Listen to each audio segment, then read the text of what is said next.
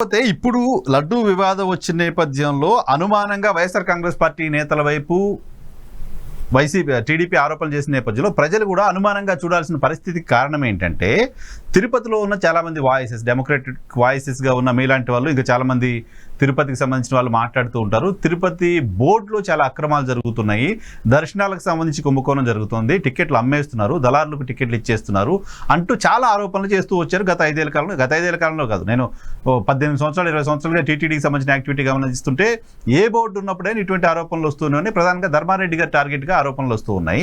So ఇప్పుడు అటువంటి ఆరోపణలు అనేక ఉన్నాయి కాబట్టి ఇది కూడా ఆరోపణ వచ్చిన తర్వాత నిజమేనేమో అనే ఒక ఇంప్రెషన్ కలగడానికి సంబంధించిన ఆస్కారం ఉంటుంది. ధర్మారెడ్డి ఎక్కడున్నారు, ఏమైపోయారు, ఎందుకు ఆయన రెస్పాండ్ అవ్వట్లేదు లాంటి చర్చ జరుగుతుంది. ఏమైపోయారు ఆయన, ఎందుకు ఆయన రెస్పాండ్ అవ్వట్లేదు అని చెప్పి అనుకోవాలి? ఓకే, మీరు చెప్పిన పాయింట్ కరెక్ట్. లోకల్ ప్రజలు కానీ చాలా మందిలో ఒక ఫీల్ గుడ్ ఫ్యాక్టర్ ని పొలిటికల్ గా వైసీపీ డ్యామేజ్ చేస్తుంది. టీటీడీ బోర్డు 5 ఏళ్ళు నడపడంలో feel good factor democratic behaviour అంటున్నాను. నిజానికి ధర్మారెడ్డి చాలా అద్భుతాలు చేసినాడు. దళారీ వ్యవస్థను ధ్వంసం చేసినాడు. 120 కోట్ల రూపాయలతో మ్యూజియం ని టాటా వాళ్ళతో ఫ్రీగా 120 కోట్లు టాటా వాళ్ళు పెడుతున్నారు, మ్యూజియం ని ఆధునీకరిస్తున్నారు. చాలా అద్భుతాలు చేశారు. ఉదాహరణకు వైకుంఠ ఏకాదశిని ఆగమాల ప్రకారం 10 రోజులు పెంచారు. చాలా మంచి పనులు చేశాడు Dharma Reddy, no doubt at all. నువ్వు ఎంత మంచి పని చేసావు, నువ్వు ఎట్లా బిహేవ్ చేసేది కూడా చాలా ఇంపార్టెంట్. నేను చెప్పిన 2 పాయింట్ విషయంలో వైసీపీ ప్రజల్లో బ్యాడ్ ఇమేజ్ తెచ్చుకుంది.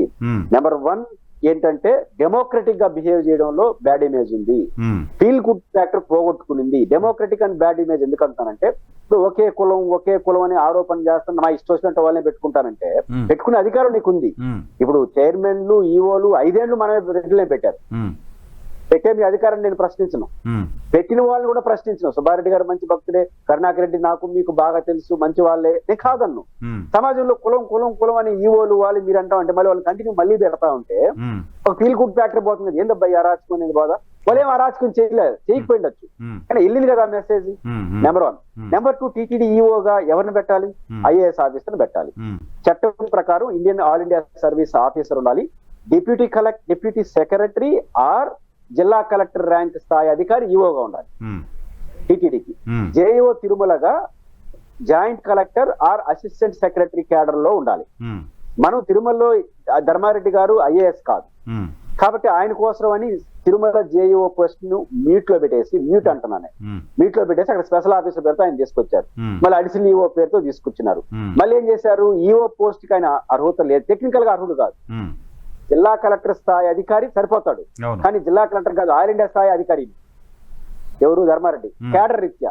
కానీ టెక్నికల్ గా ఇండియన్ అడ్మినిస్ట్రేషన్ సర్వీస్ కాదు. కానీ ఆయన కోసం అని చెప్పి 2 ఏళ్ల పాటు ఈఓ పోస్ట్ ఖాళీ పెట్టేశారు. ఈఓ పోస్ట్ మ్యూట్ లో పెట్టేసి ఫుల్ అడిషనల్ ఛార్జ్ ఈఓ. దీన్ని ధర్మారెడ్డి గారు ఎంత మంచిగా కావచ్చు, మీరు కావాలంటే చీఫ్ అడ్వైజర్ పెట్టుకోండి, ఉప ముఖ్యమంత్రి చేసుకోండి.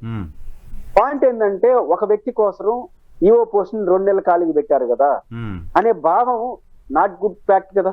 అవును, ఈ తప్పులైతే వైసీపీ చేయకూడదు. దొండ ధర్మారెడ్డి గారు ఒక జగన్ తప్ప ఎవరిని యాక్సెప్ట్ చేయడు. ఆయన ఎవరు చెప్పినా ఆయన నచ్చితే వింటాడు, ఆయన దయ మన ప్రాప్తం, ఒప్పుకోదు కదా సమాజం. ఇవన్నీ నెగిటివ్ ఫ్యాక్టర్స్ తిరుపతిలో బలంగా పనిచేస్తాయి. అన్నింటినీ 5 ఏళ్లు క్యారీ చేస్తూ వచ్చిన వైఎస్ఆర్ కాంగ్రెస్ పార్టీ ఇప్పుడు ఈ విమర్శని ఆబ్వియస్లీ డిఫెన్స్ లో పడిపోయిన పరిస్థితి. నిజానికి వాళ్ళు చేసిన నేను ఇప్పుడు ఫీల్ గుడ్ ఫ్యాక్టర్ తప్పుకి నెయ్యిలో జరిగిన దానికి సంబంధం లేదు. కానీ సమాజం అటు చూడదు. మీలాగా నాలాగా ఓపిక లేదు సమాజానికి. ఆల్రెడీ ఒక నెగిటివ్ అభిప్రాయం మీద నాకు వచ్చేసింది, మీరు ఏం మాట్లాడి నాకు నెగిటివ్ కనిపిస్తుంది. అవును, ఇది అదే జరుగుతుంది ఇప్పుడు టీటీడీలో. నెగిటివ్ ఫ్యాక్టరీలు ఏకపక్షంగా వ్యవహరించారు, కులపరంగా గానీ అధికారులు ఉపయోగించే పద్ధతిలో ఏకపక్షంగా వ్యవహరించిన భావజాలం నేనే అంటున్నా. నేను కూడా రెడ్డినే, నేను కూడా అంటున్నా. కానీ పాయింట్ ఏంటి, ఇది మిగతా కులాలకు ఏమనిపిస్తుంది, కులాల సమూహారం కదా సమాజం. ఈ భావజాలం వచ్చేసిన తర్వాత వాళ్ళ మీద ఒక ఆరోపణ, ఇదే ధైర్యం. ఇప్పుడు చంద్రబాబు నాయుడు గారు ధర్మారెడ్డి పేరు, కరుణాకర్ రెడ్డి పేరు ఇవన్నీ తీస్తున్నాడు. ఎందుకు తీస్తున్నారంటే ఈ భావజాలం వెళ్ళిపోయింది కాబట్టి దీన్ని అట్లా లేపుతున్నాడు. ఇప్పుడు మీరు అన్నట్టు ధర్మారెడ్డి ఎక్కడ పోయాడు, ఇంకా జగన్ గారిని అడగాలి. ఎందుకంటే ఆయన జగన్ గారి ఫోన్, ఆయన ఈయన ఫోన్ తప్ప ఎవరు తీరు కదా. కాదు, ఆయన ప్రభుత్వ అధికారి కదా సార్, ప్రభుత్వం తెలీదా? ప్రభుత్వానికి తెలియకుండా రిటైర్ అయినట్టున్నారు కదా. ఇప్పుడు స్వేచ్ఛ ఉంది ఆయనకి, ప్రశాంతంగా ప్రెస్ మీట్ పెట్టచ్చు.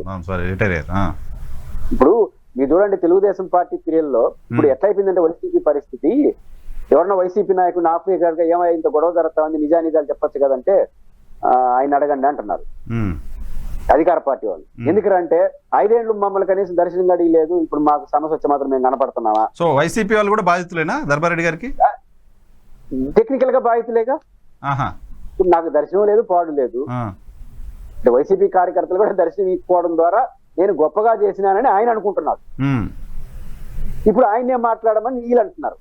Okay okay okay okay right.